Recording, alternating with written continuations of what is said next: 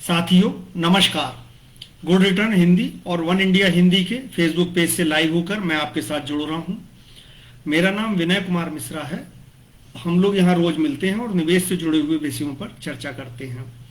31 मार्च आ रहा है। ढेर सारी चीज़ों की अंतिम डेडलाइन होती है, यानी कि इस तारीख तक अगर ये काम कर लिए जाते हैं तो बढ़िया है, नहीं तो कहीं ना कहीं नुकसान ही होता है। आमतौर पे लोगों के लिए जो सबसे प्रमुख होता है इनकम टैक्स बचाने का तरीका। इसमें कई चीज़ें जुड़ जाती हैं, आपके सारे निवेश भी इसमें आ जाते हैं। और अगर किसी के लास्ट जो क्वार्टर का टैक्स जमा होना हो वो भी 31 के पहले कर लेना चाहिए। तो मेरा मानना है कि 31 तारीख की डेडलाइन का मतलब समझिए और उसमें क्या चूक ना करिए, वो जो बाद में भारी पड़ सकती हैं उनके बारे में जान लेना बड़ा जरूरी रहता है।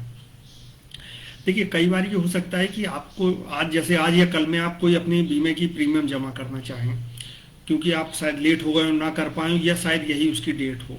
तो ऐसे में एक चीज़ का हरदम याद रखिए कि जो भी पेमेंट करिए वो श्योर हो जाए कि 31 के पहले पैसा ट्रांसफ़र हो गया है। क्योंकि कई बार होता है कि आज हो सकता है आप अपने एजेंट को चेक दे दें, वो लगा ही ना पाए, 31 के बाद हो जाए वो पेमेंट, या वो लगा भी दे और बाद में चेक बाउंस हो जाए किसी कारण से, साइन मिसमैच या और भी कोई कारण हो सकते हैं। तो मेरा मानना है 31 मार्च की ये डेडलाइन आमतौर पे जो क्वार्टर की डेडलाइन होती है उससे बिल्कुल अलग होती है। तो यहाँ पर निवेश के जो भी आप फैसले करिए, कुछ लोग ऐसे होंगे जो बिल्कुल अंतिम समय में नया निवेश करने जा रहे होंगे। तो यहाँ पर दो चीज़ों का अगर आप याद रखेंगे तो 31 के बाद आपको दिक्कत नहीं होगी। सबसे पहली चीज़ ये है, अगर आप कोई भी निवेश कर रहे हो, आपकी चलती हुई बीमा की पॉलिसी उसकी आप किस्त जमा करने जा रहे हो या कोई नया निवेश कर रहे हो, वो बीमे का भी हो सकता है या इनकम टैक्स बचाने के म्यूचुअल फंड हो सकते हैं, एनएससी, पीपीएफ, जो भी ढेर सारे विकल्प हैं उनमें से कोई भी हो सकता है या एक से ज़्यादा भी हो सकते हैं।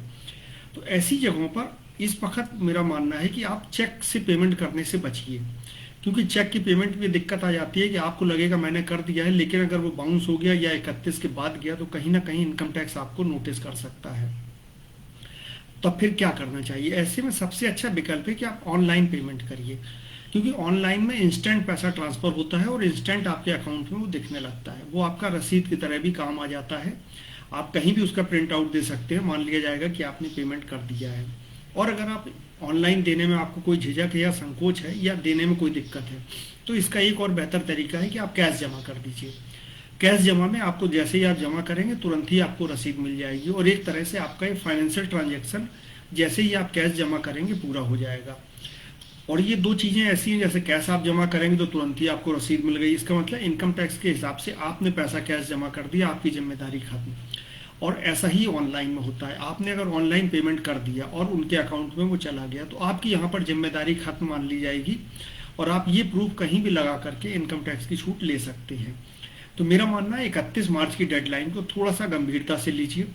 जो भी निवेश करने हैं वो पूरे कर लीजिए। करने का तरीका जैसे मैंने बताया कि अंतिम वक्त में अगर आप कर रहे हैं तो पेमेंट का मोड जो है वो सावधानी से इस्तेमाल करिए, जिससे कि आपका भुगतान जरूर हो जाए। कई बार ऐसा होता है कि आपने अगर चेक दे दिया है और वो पता लगा उन्होंने अभी लगाया और वो 1 या 2 तारीख को बाउंस हो गया, तो ऐसे में आप तो क्लेम करने की सोचेंगे, लेकिन नियमतः आपको क्लेम नहीं करना चाहिए, क्योंकि वो पैसा आपके अकाउंट से ट्रांसफर नहीं हो पाया है।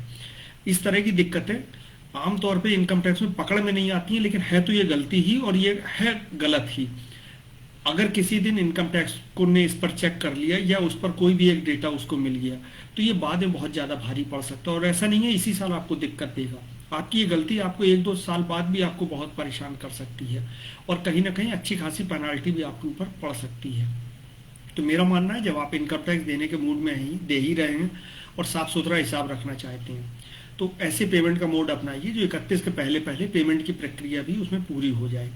मुझे लग रहा है 31 मार्च के पहले बाकी सब जो आपको सूचनाएं दी गई हैं, जो जानकारियां दी गई हैं, उसके साथ ये भी एक तरीका महत्वपूर्ण था जो मैंने आपके साथ डिस्कस किया है। उम्मीद करते हैं आप पेमेंट करते वक्त इन बातों का ध्यान रखेंगे, जिससे 31 के पहले की आपकी सारी जिम्मेदारी पूरी हो जाए और 1 अप्रैल से आप निश्चिंत रह सकें। आशा है कल आप मेरे साथ फिर जुड़ेंगे, हम लोग फिर निवेश पर जुड़े किसी और विषय पर बात करेंगे। तब तक के लिए इजाजत दीजिए। नमस्कार।